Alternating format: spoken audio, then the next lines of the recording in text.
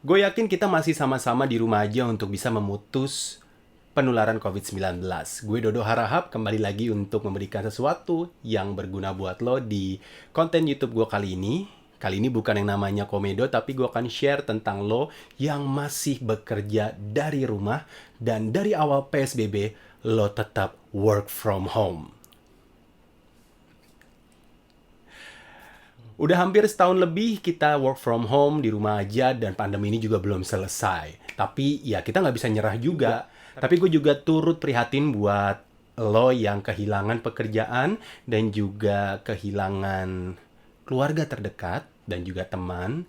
Gue pun juga jadi gue turut berbelasungkawa dan respect terhadap lo yang masih tetap bertahan dan tetap berpikir positif. Oke, kali ini di konten YouTube gue, channel Dodo Harahap, gue mau share tentang ada 5 poin, ya, ada 5 poin bagaimana caranya untuk bisa menjaga kesehatan mental selama di rumah aja. Terutama buat lo yang dari bisa dibilang bulan bulan Maret kita udah work from home dan sampai sekarang lo masih work from home karena ada perusahaan yang seperti itu. Gue ingin memberikan 5 tips akan gue buat atau gue rangkum secara mudah dan semoga bisa gampang lo terima di konten gue kali ini. Oke, karena memang untuk menjaga kesehatan mental saat ini penting banget. Apalagi buat lo yang kondisinya benar-benar mepet. Kita semua pasti kondisinya benar-benar mepet. Cuman beda aja levelnya. Nah, jadi bagaimana caranya untuk bisa menjaga kesehatan mental? Ya, yang pertama adalah lo harus membedakan antara waktu bekerja dan waktu aktivitas lo yang lain.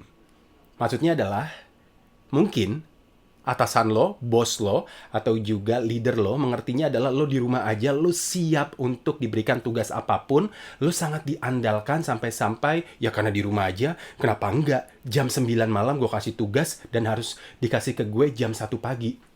Kan kita nggak pernah bisa nolak ya, karena memang kita di rumah aja, internet 24 jam, tapi walaupun seperti itu, badan kita tidak 24 jam. Apalagi pikiran kita, apalagi mata kita, Zoom meeting, belum lagi presentasi lewat virtual, belum lagi harus baca WhatsApp terus, belum lagi ngetik, belum lagi yang namanya kita browsing internet lewat handphone. Semua mata kita memandang yang namanya layar.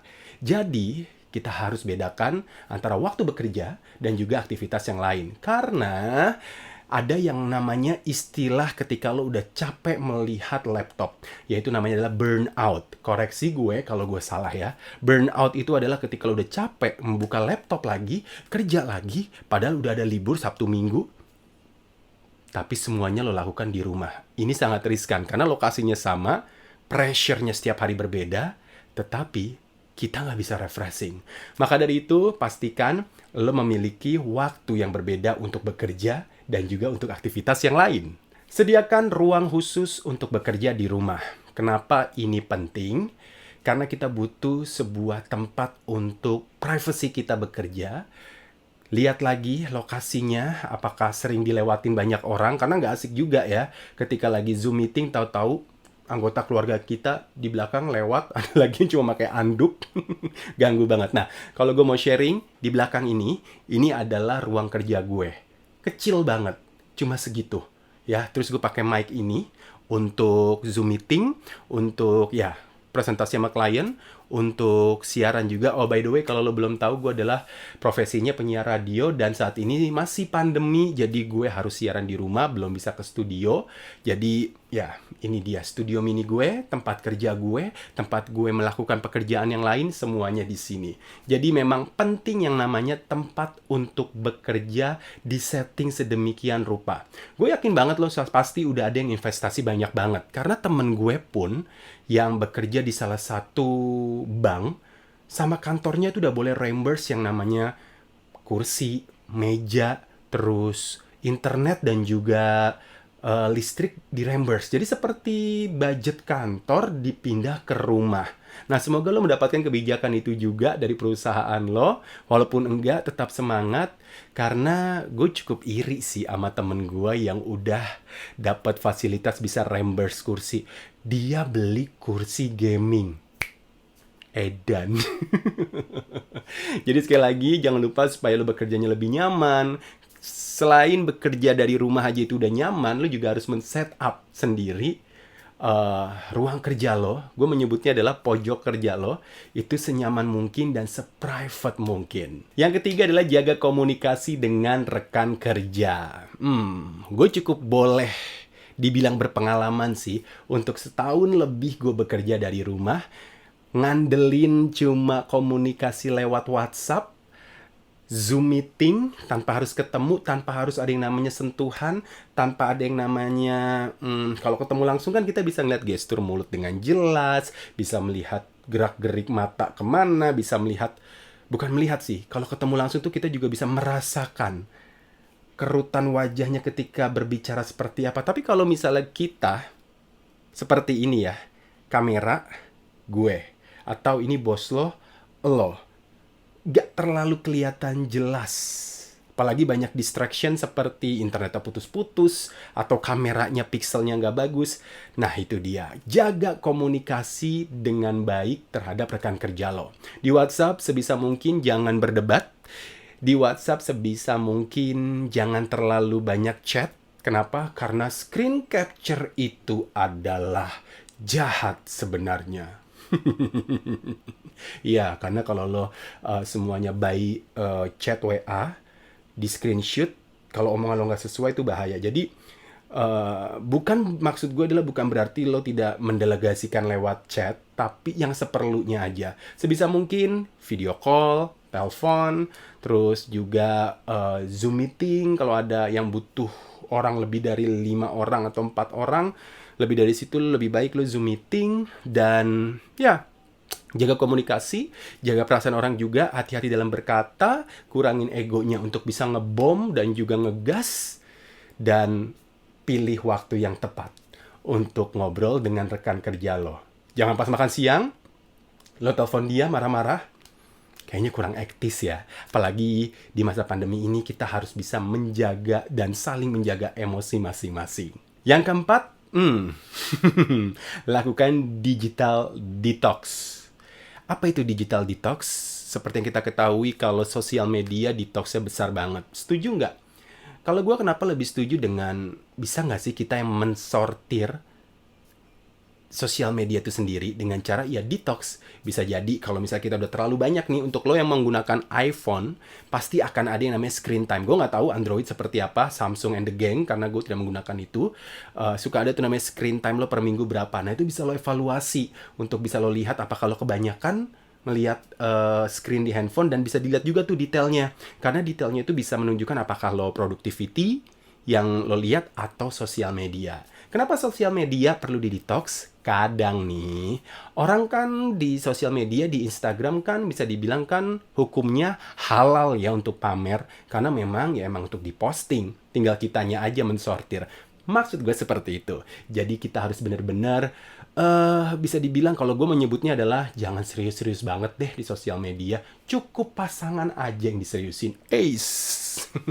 Jadi, sebisa mungkin, katanya sih, waktu yang tepat untuk detox sosial media adalah malam hari. Masalahnya adalah, jam segini kalau belum tidur, walaupun di rumah aja, walaupun kita work from home, bukan berarti kita diem aja dong di rumah.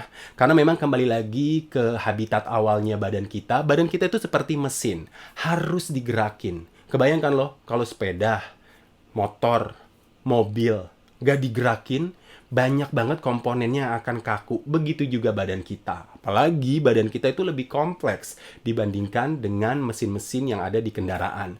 Jadi, tips yang keenam, bener gak sih? Gue lupa. Yang kelima. Oke, yang kelima yaitu adalah, iya bener yang kelima, gue skip mulu. Oke, yang kelima yaitu adalah berkeliling di sekitar rumah. Bisa loh, sambil lo mendapatkan sinar matahari yang dipercaya adalah mengandung vitamin D. Jadi silakan lo boleh jalan kaki di rumah, masker double. Kalau saran gue sih di atas jam 10, di bawah jam 1. Itu mataharinya bagus. Itu merupakan jurnal terbaru di tanggal ini. Ya, yang lo tonton, lo lihat gue postingnya kapan, jurnal terbaru. Jadi kalau nontonnya ini adalah 2 tahun ke depan, mungkin jurnal dari WHO udah berubah. Matahari seperti apa yang bagus. Karena ilmu kedokteran selalu berkembang. Jadi seperti itu ya. Jadi jangan lupa buat lo, walaupun di rumah aja, bukan berarti lo nggak menggerakkan badan lo. Lo pakai sepatu aja biar nyaman. masker double, lo jalan kaki minimal, saran gue ya, 20 menit.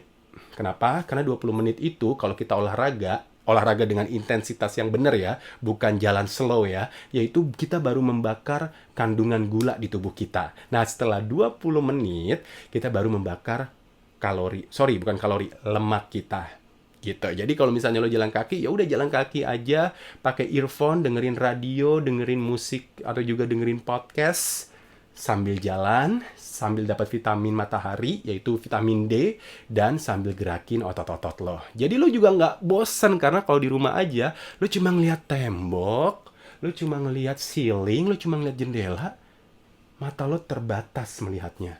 Jadi kalau misalnya lo jalan keluar rumah setiap pagi, jam 10 ke atas, pasti mental lo kesehatannya terjaga. Dan selama di rumah aja atau work from home, ini sih udah kelihatan banget ya dari awal PSBB, hobi-hobi baru muncul. Ada yang ngaduk kopi dalgona, ada yang langsung berkebun dengan tanaman yang tiba-tiba jutaan, ada yang mulai koleksi kura-kura darat, ada yang koleksi cupang, ada yang modif sepeda, ada yang tiba-tiba jadi atlet tenis, atlet golf, atlet sepeda, banyak banget. Jadi itu memang yang benar. Jangan lupa pelajari hal baru, hobi baru, dan sesuatu yang baru yang bisa mengembangkan lo. Apalagi banyak banget pasti selama pandemi ini, kelas virtual tuh banyak banget loh. Lo bisa pakai itu untuk bisa meng-upskill soft skill lo. Apa sih soft skill itu? Kemampuan yang sebenarnya berguna untuk menopang aktivitas lo. Kayak gue, sebagai penyiar radio, gue butuh nih refresh kelas public speaking. Kan ini aja udah belibet. Jadi gue perlu itu supaya bisa lebih fluent lagi ngobrolnya, storytellingnya lebih ngalir lagi, gestur gue juga lebih asik lagi. Itu, gue lagi mencari banget yang namanya kelas public speaking. Tapi gue yakin ada, selalu ada. Silakan lo searching, lo googling. Paling enak itu lo follow salah satu stasiun radio favorit lo, itu selalu ada tuh dia tuh, public speaking. Banyak kok, kelas penyiar ada, terus kelas-kelas voice over talent ada, terus kelas dari radio tuh banyak banget. Jadi lo bisa search, lo juga bisa belajar hal lain mungkin, baking. Oh, that's a good thing, baking. Karena ini selain lo bisa melepas stres lo juga bisa memanfaatkan untuk ladang bisnis, iya nggak? Terus juga yang kedua, painting, melukis. Banyak teman-teman gue yang tiba-tiba, dia bisa melukis, bagus banget ternyata. Gue baru tahu. Jadi ya gitu. Jangan lupa untuk belajar hal baru supaya kita di rumah aja juga tidak sia-sia cuma diem melihat sosial media, sebel sendiri sama postingan orang. Lebih baik kita juga shifting, belajar hal baru. Jadinya kalau ada kondisi yang sudah membaik, kita udah punya skill baru, udah punya portofolio baru, dan juga kita punya pelampiasan ketika di rumah aja. Itu salah satu cara untuk menjaga kesehatan mental lo. Itu aja tips dari gue tentang 6 sepertinya ya, 6 tips untuk menjaga kesehatan mental lo selama work from home. Kita nggak tahu sampai kapan ini, kabarnya PPKM juga di tahun 2021 ini. Kalau lo menonton video ini di bulan Juli 2021, PPKM kabarnya akan diperpanjang. Kita nggak bisa ngapa-ngapain, tinggal berdoa dan selalu positive thinking, jaga kesehatan mental, dan sering-sering ngobrol dengan diri sendiri. Apa tuh? Self-talk itu katanya penting. Jadi ngobrol dengan diri sendiri seperti nanya kabar gimana. Biasanya perbincangannya tuh ada di otak. Ngobrol, nanya, jawab sendiri. Kalau penyiar radio, udah sering ngobrol sendiri kan. Jadi emang kayak self-talknya itu udah benar-benar rutinitas. Semoga bisa juga itu menjadi salah satu pelampiasan untuk menjaga kesehatan mental. Thank you banget buat yang sudah menyaksikan channel ini. Jangan lupa kalau misalnya kamu suka atau lo suka, like, share, and subscribe. Jangan lupa juga untuk komen di bawah ini bagaimana perasaan lo selama pandemi. Kita sama-sama di kondisi seperti ini, saling jaga, saling bantu, dan juga saling mendoakan. Gue Dodo Harahap out, sampai ketemu lagi di konten selanjutnya. Bye!